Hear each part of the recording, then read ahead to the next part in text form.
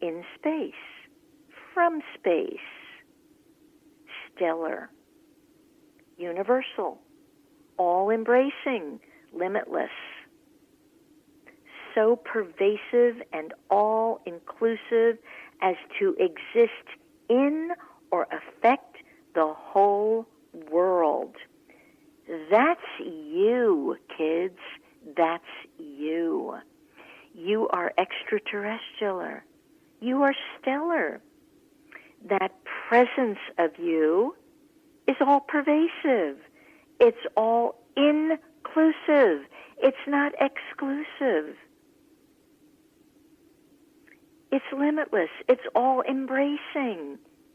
It doesn't embrace a few and hate the rest. Can you see why my feathers are a little fluttered this week about all the craziness? Like, whoa. So if the overtone energy is about empowerment, when do you and I take our power correctly, without ego, without arrogance, without, I don't know, all the things that go with lack of self-worth and self-esteem, so it's kind of a quasi-step into our power? When do we simply recognize this presence is everything? I think you'd have to put down, pretty pronto, all of your judgments. And I think you'd have to get on with the business of you putting your energy, your time, onto creating a better life. If you're looking to anyone outside of you being accountable and responsible for your happiness, your well-being, and your creativity, then I have to tell you, you really are part of this very, very warped definition of cosmic. You are separate. You're not stellar. You're not limitless. And that's a technical impossibility because the presence of you is. So you can only circle back onto yourself, which is pretty remarkable and pretty life-altering. You know, I did not vote. I have not voted in years. I actually won't vote. I had preferences. I like vanilla over chocolate. I like chocolate over vanilla the next day. We all have preferences. But my preferences are not such that they're going to stomp another human being into the ground. I might like pink over blue, plaid over polka dot. So what? It's not going to change my life.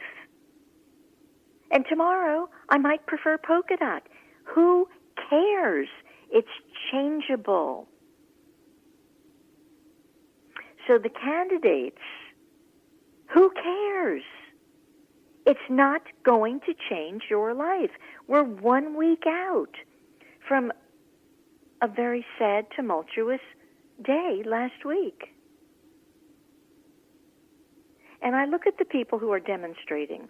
Ooh, frosts me, because first I'm now big on follow the money. Who's paying these kooks that won't go get their life together and get a job, get a life, make something of yourself? So somebody's paying them. And if nobody's paying them, and if you're out there, get a life. Get on with it. You know, quite frankly, the last gentleman who was in office, I wasn't particularly fond of him. I got on with my life. I did me. I wrote. I worked. I changed. I ran a business.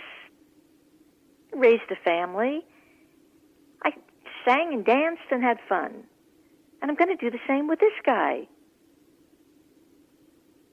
Yet this guy, I think if people would give him a chance,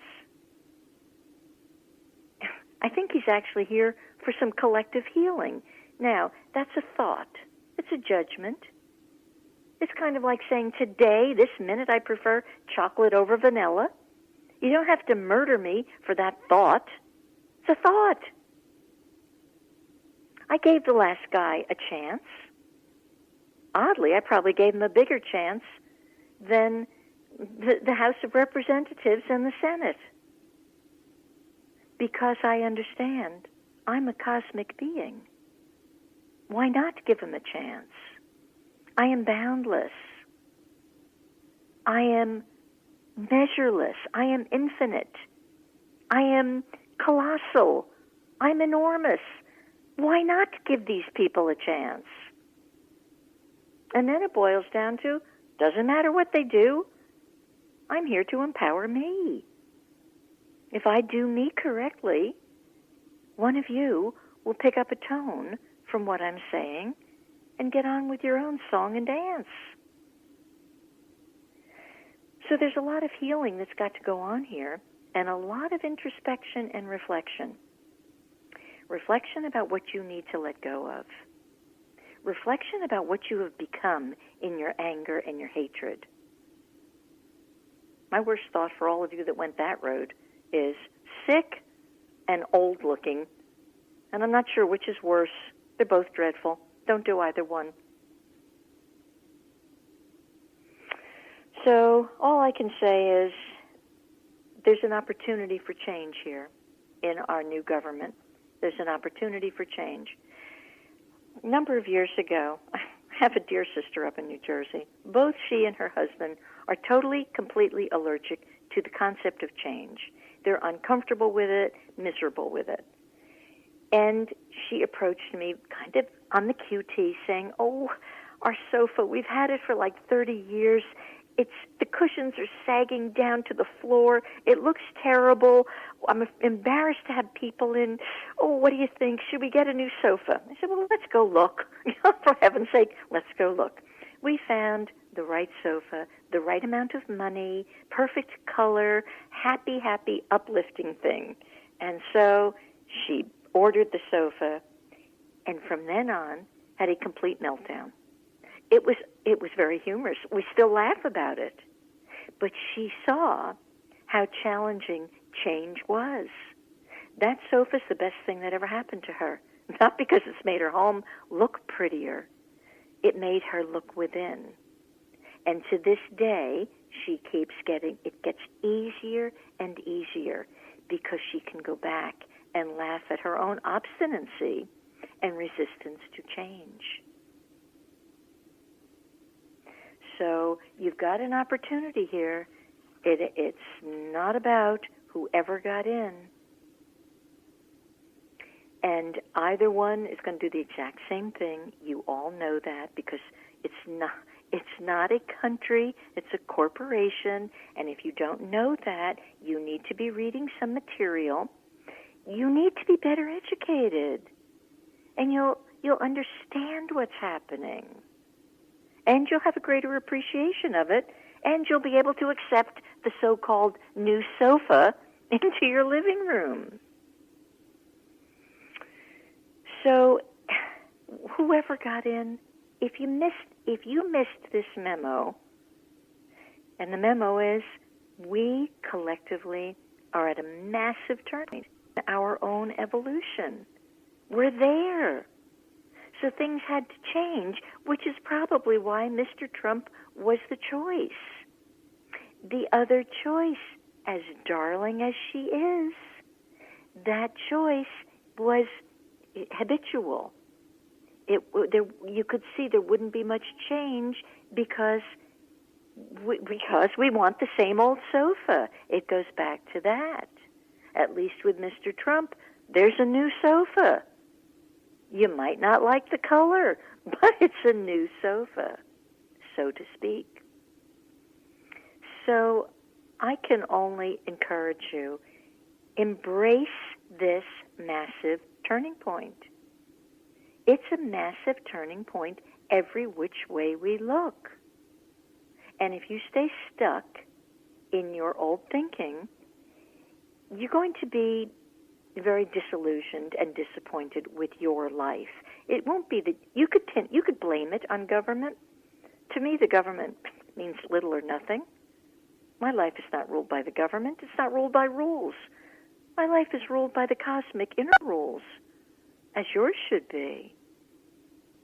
Your life should be ruled by creativity, by abundance, by the awareness of the I am that within you, by light, by love. Those are your laws. Should be. They're my laws. So that's what I've got to say about the cosmic approach. I'm also going to give you a little understanding of how I just operated the cosmic approach in my personal life for a few more minutes here. Okay, so Thursday, I had to take the grandchildren to a soccer practice. Easy, no sweat. I can do this. Well, there was a little misunderstanding of timing, so I wasn't quite sure on the pickup time, but I thought I better get over there just because I didn't want the little one frightened. Well, by this time it's pitch dark, and couldn't really, you could see the field, but you couldn't see much else. Well, needless to say, crossing the parking lot, I took a nosedive. And the nosedive was very interesting for several reasons. First of all, it was in the pitch dark. Nothing's lost on me. I landed primarily smack on my eyes, not lost on me. What is it about the eyes? And in this case, for about 3 days, they were closed, which is very interesting because the whole thing is a setup, okay? I look at it, now, trust me, I went through a few things here, preference-wise. I would prefer not to be suffering.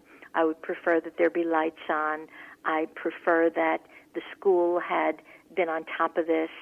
So there's some definite preferences here. However, none of that was happening. And throughout the time, I kept going to the presence is within. The presence is happening here. Even if I would fall off the wagon with hurt and anger, but the presence is operating. And the more quickly I got back to that, the pain would lift. Thankfully, no real damage other than pride and bumps and bruises. However, as the pain didn't lift some days, the thought came to me, this is a lawsuit. I have to get them. I'm going to be against them. They should have not done this. They were bad. Well, sometimes you have to sit with something. Sometimes you have to just feel it out. And as the days progressed and the lumps and bumps began to go down and I could see clearly again, a couple of things dawned on me. Number one, the expression, it threw me. Well, you can take that a couple of ways. Yes, it threw me. We've used that expression, many of us in the United States. Oof, that threw me. Can't you hear yourself saying it at some point? But all of a sudden, this morning, I do my best. I get it in the shower. Oh, I get so much stuff in the shower. All of a sudden, what I actually heard was, it threw me. Now, it's the same three words. The first was, it threw me. So the emphasis on through. Next was, it, the sacred it, threw me. And I thought, well, that's astounding. That is so cool. What's this about? And then I heard, it is through me. Now, again, a play on words. For those of you who know how to spell, although spell check now takes that right away from us, but the first through is T-H-R-E-W. It threw me. The second one, it